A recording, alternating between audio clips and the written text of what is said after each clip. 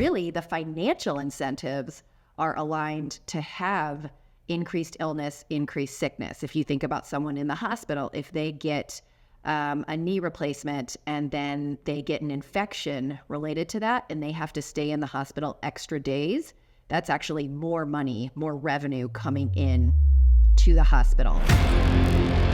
You're gonna get ostracized for saying that. I say it like it is. Fee-for-service can potentially be a problem because you might be over-servicing people. Do we value everyone having access to healthcare, or do we value some people having access to Aston Martin healthcare?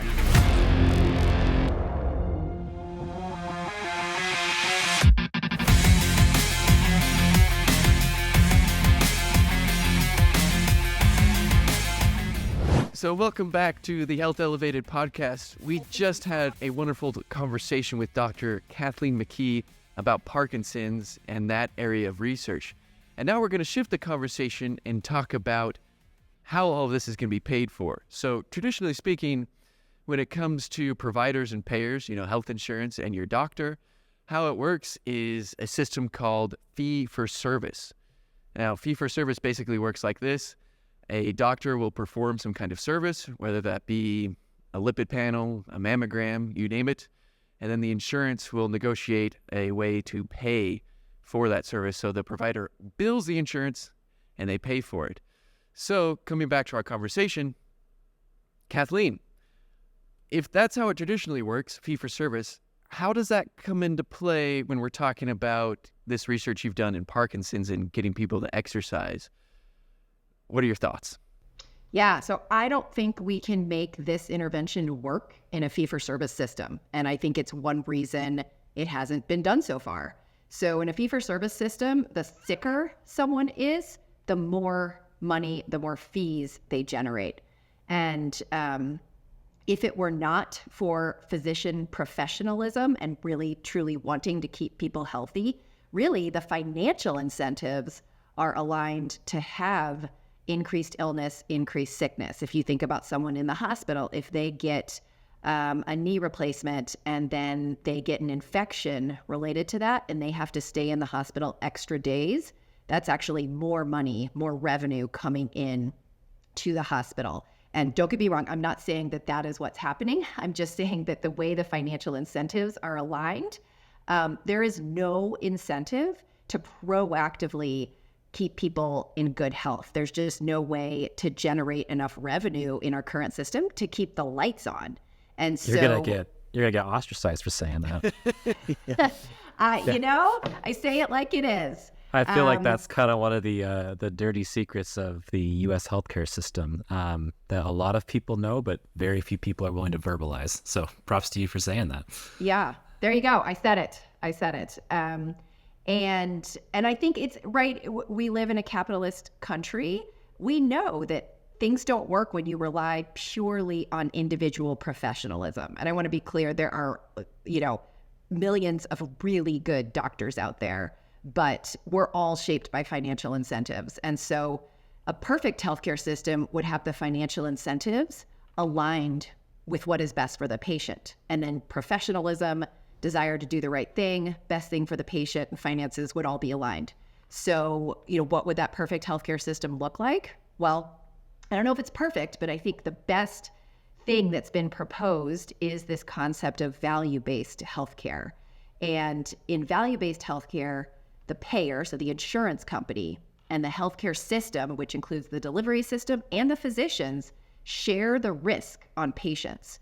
And so that means if a patient stays healthy and doesn't have complications, the insurance company saves money, the health system saves money, and the patient stays healthy.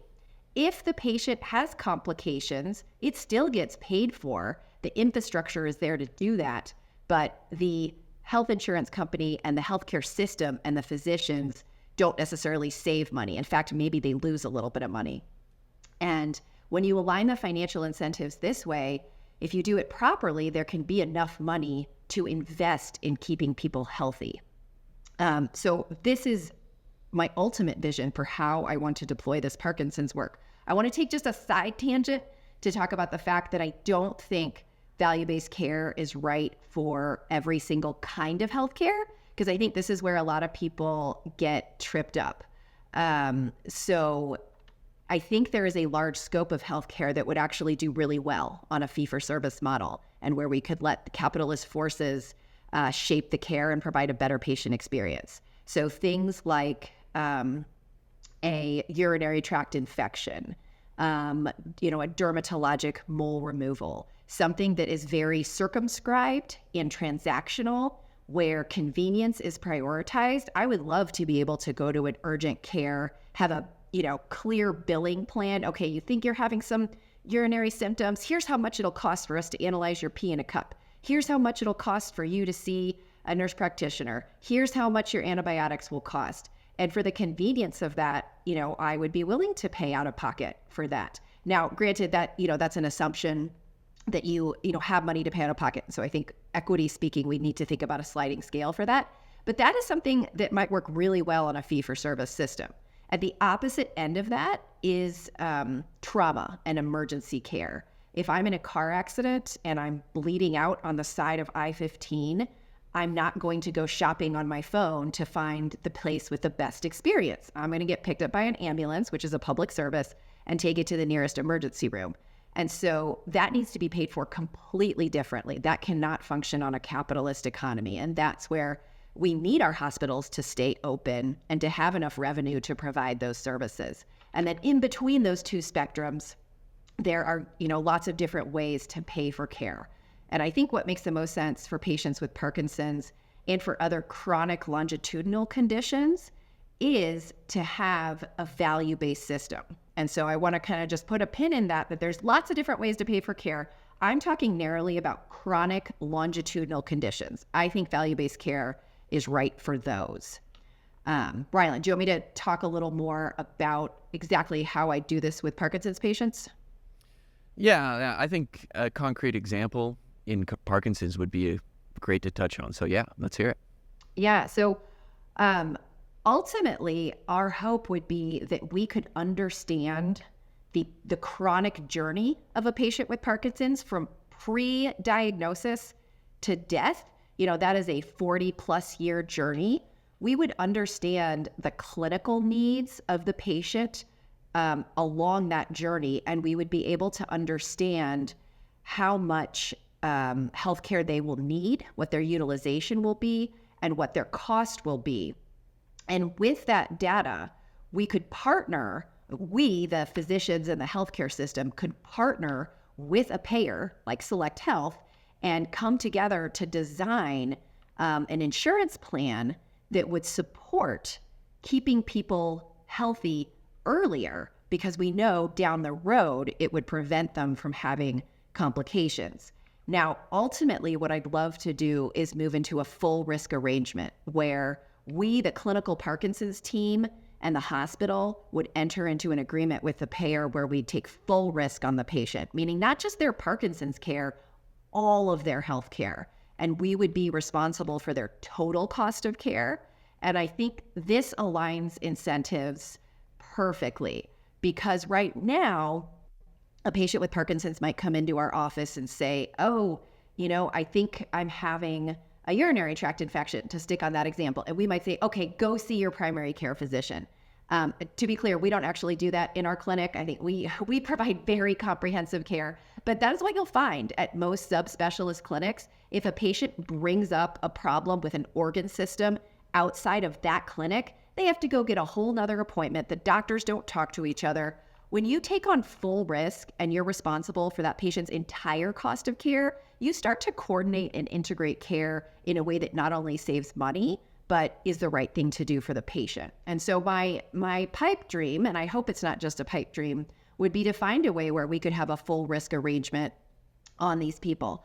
I think that the intermediate steps between here and there are probably something more along the lines of bundled payments, where perhaps we could negotiate with an insurance company to pay for a proactive Parkinson's package that would cover exercise and care integration and would demonstrate return down the road. Now, bundled payments typically are used in discrete episodes of care, like a knee replacement and the 90 days before and the 90 days after. What's problematic in these chronic conditions is that it's hard to chunk them into discrete episodes. And so I won't pretend to have figured out how exactly we would do that. Would we chunk by year? Would we do it a different way? Does it not make sense to try bundle? Maybe we go straight to full risk. And that's where I love talking to you all and to Select Health about how we could do that. So a quick question. So the way you originally describe things, you kind of put things in terms of, what you're envisioning is this, longitudinal care within kind of a specific disease category. And it's easy to kind of think of how that would scale to incorporate, other, longitudinal disease trajectories. So, like you can have, diabetes, Parkinson's disease, maybe something else. And so that can all be managed accordingly. But then you also describe this natural tension that exists between longitudinal care and critical care services. So within that, with what you've described for overall, take for a system, or rather a hospital or a group of clinicians taking on the care and taking the risk of the patient management, how would that work with critical care services and longitudinal care services? Would that all just be managed through the same case management system, or how would you envision that? Yeah, that's a great question. I think for a group of physicians and a healthcare system to take full risk on patients, we would be incentivized to try to minimize the need for acute care, but we would need to plan for times when it's inevitable. So right now, patients with Parkinson's often end up in the emergency room with constipation. Like, that is a total misuse of the emergency room. And in a system where you lose money if your patients are going to seek acute care services, you would be more incentivized to have a Parkinson's nurse who is calling those patients, 3 times a week. Like, have you had a bowel movement? Have you had a bowel movement? Oh, nope. Okay, let's increase the regimen. You would prevent that emergency room admission. But now let's say one of your patients with Parkinson's has a heart attack, right? They need to go to the emergency room. Or let's say they fall and break their hip. They absolutely need to go to the emergency room. And so when you're negotiating the payment structure at the very beginning, you would need to have enough data to know what is the expected average rate of unavoidable emergency room admissions. And you want to pay for that, but you want to get rid of the unavoidable admissions. You want to get rid of the avoidable admissions. Okay, so we kind of started this conversation and you were talking about this idea that, there's individual doctors that are doing a great job when we're criticizing fee-for-service, right? But kind of the system as a whole, as this capitalist system, right, is optimized to trying, this is how I think about it, at least. Like, I guess as a data scientist, I'm thinking of machine learning models, right?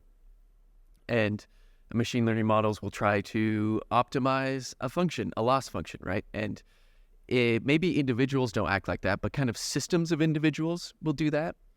And what they're trying to optimize in a capitalist society is money, right? That's why like fee for service can potentially be a problem, because you might be over servicing people because you're trying to optimize money. But then on the flip side here, couldn't we criticize value-based care in a similar way? Because if we're trying to optimize money, right, wouldn't the most money be that you get the payment for the person you're supposed to take care of, and then they die right away? Die the next day, yeah. And then you just get a pocket that, so wouldn't that mean that people are worth more dead than alive? And I understand this idea of kind of mixing the two, but I still don't know exactly how that problem could be solved. You know what I mean? Yes, I'm so glad you brought that up. You're right. The cheapest, patient is a dead patient. Like, doctors don't generally go around with that motto. But there's a history here. This is probably the biggest critique of value-based care. So back in the 90s was sort of the era of health management organizations, and this was capitated payment. So the insurance company pays, let's just say $1,000 per year for David's health insurance. There's no quality checks. So the incentive is very clearly to restrict care.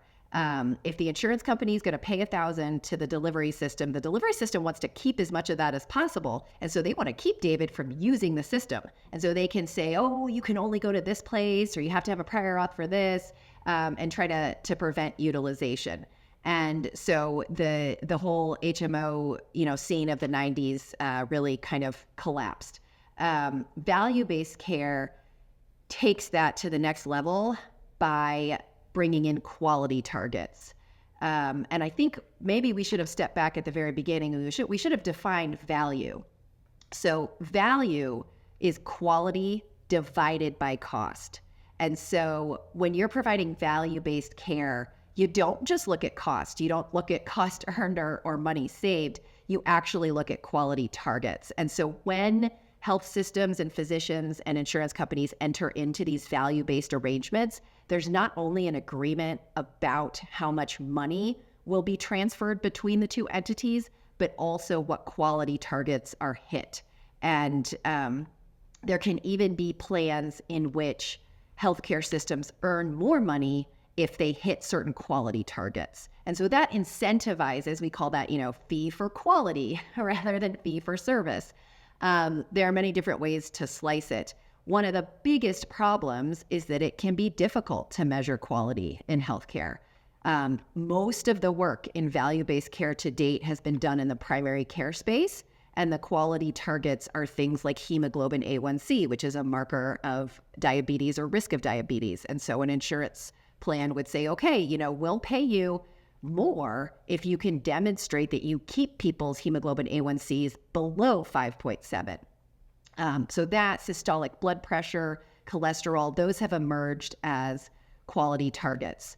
When we're talking about Parkinson's and other chronic conditions, these quality targets have not been as well identified. And there's also a risk that sometimes instead of choosing a quality target, what is chosen is a process measure. And here I'll even, I'll criticize my own organization. The American Academy of Neurology does have a standard outcome measure set for patients with Parkinson's where you could use it to theoretically measure quality.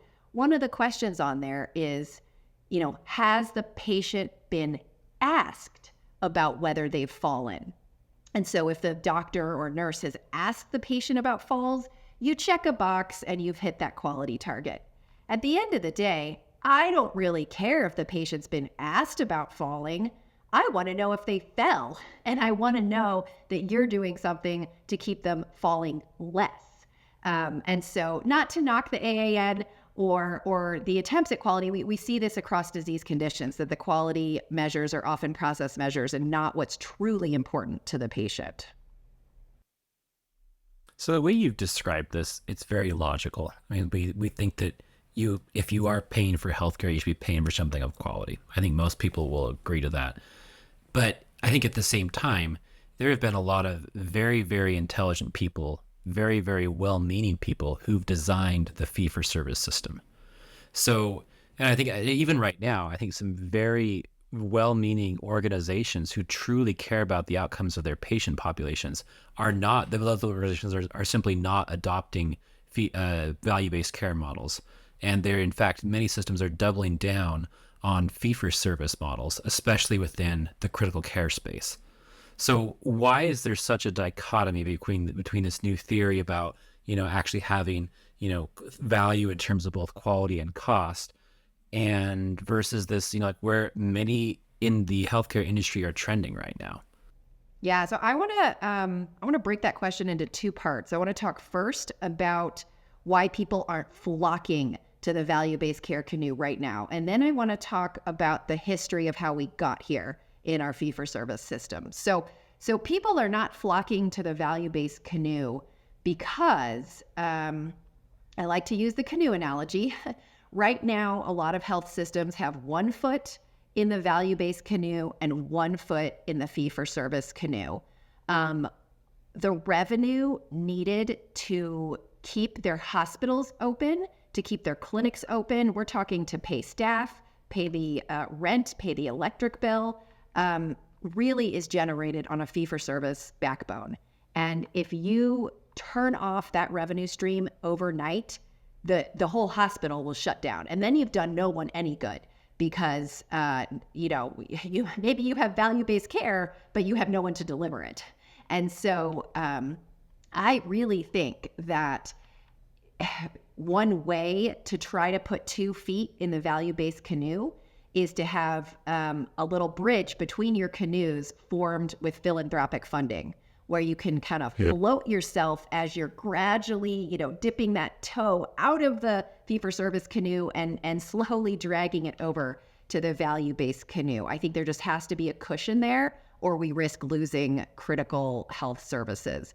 And so in particular, hospitals, which generate a lot of their money based on, length of stay, imaging done in the hospital, they can't provide, new services to patients or even keep providing existing services to patients if suddenly no one needs an MRI in the hospital anymore. And so even within the same health system, there can be really conflicting priorities. And so I think that's why we're not seeing a massive overnight transformation to value. I want to also talk a little bit about how we got into the fee-for-service mess. I did some research on this in fellowship and learned that it's a lot of things, and I doubt we'll cover it in this podcast, but physician compensation is, I think, intimately tied to why we are in a fee-for-service system. William Sho at the Harvard School of Public Health is the one who designed the relative value unit system.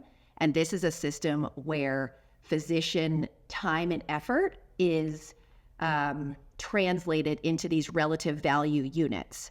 And physicians are paid according to those units. Like lawyers, bill by the hour. Physicians bill by these relative value units. And currently, procedures and visits within healthcare are valued quite differently. Even though they might take the same amount of time, you can get a whole lot more relative value units for doing a fancy procedure than for sitting down with a patient and talking to them and doing a good history and a good physical and steering them away from an unnecessary procedure. And so the incentives are misaligned at a very deep level. And as I looked further into it, I started wondering, well, who decided how much one thing in medicine is worth versus another? And there is a committee called the RUC. I'm forgetting off the top of my head what the RUC stands for, but it's a committee of physicians that decides what the relative value units are for each each procedure in medicine. And it is no accident that the highest earning medical specialties have great representation on that RUC, and they have powerful lobbying interests. And the whole fee-for-service system has evolved in such a way to really deprioritize what we call evaluation and management work. So the work that primary care physicians do, neurologists, infectious disease, pediatricians, the work of sitting down with a patient and talking to them and spending time with them is not valued nearly as high as procedures. And so I think that I think we do say that people have good intent.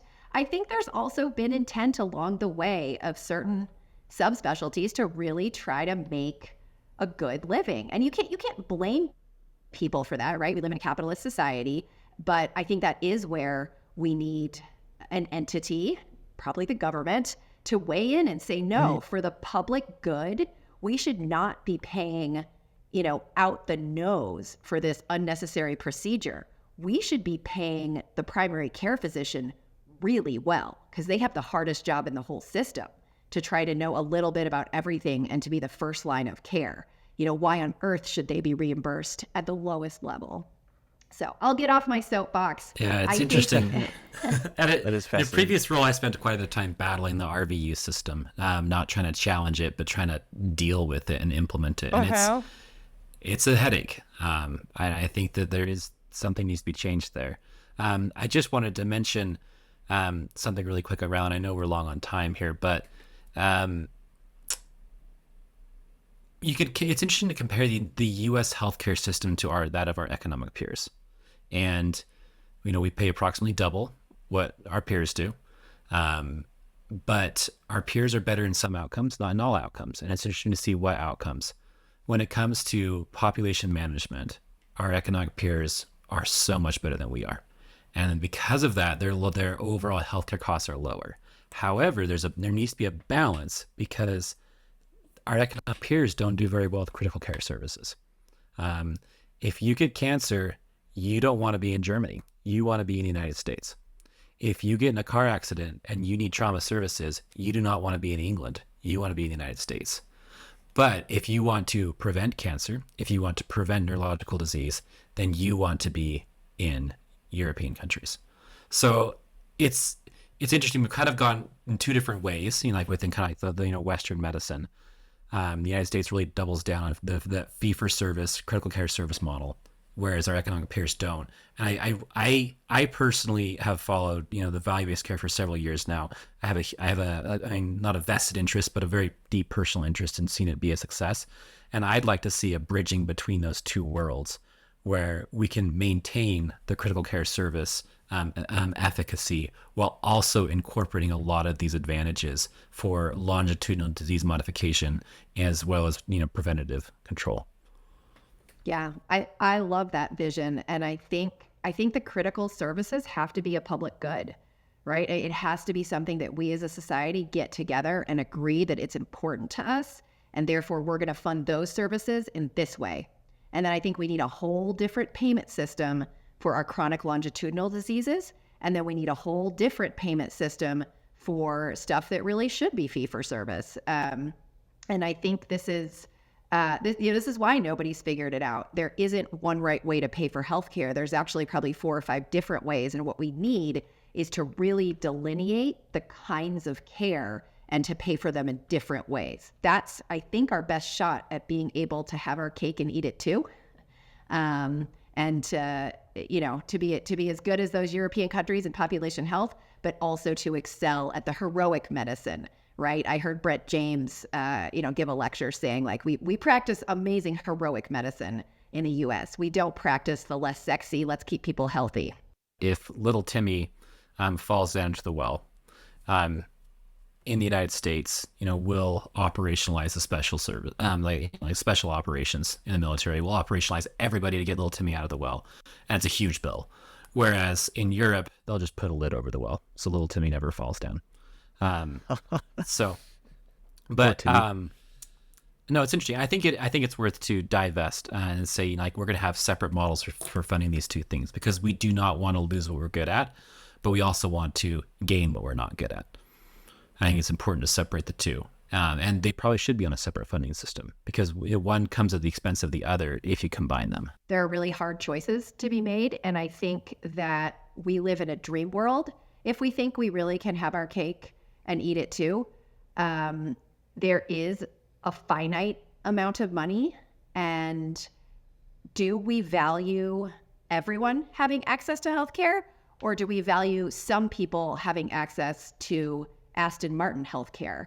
Right now, when people in the U.S. recoil at the idea of rationing care, what they fail to realize is that we already ration care. We ration it based on ability to pay.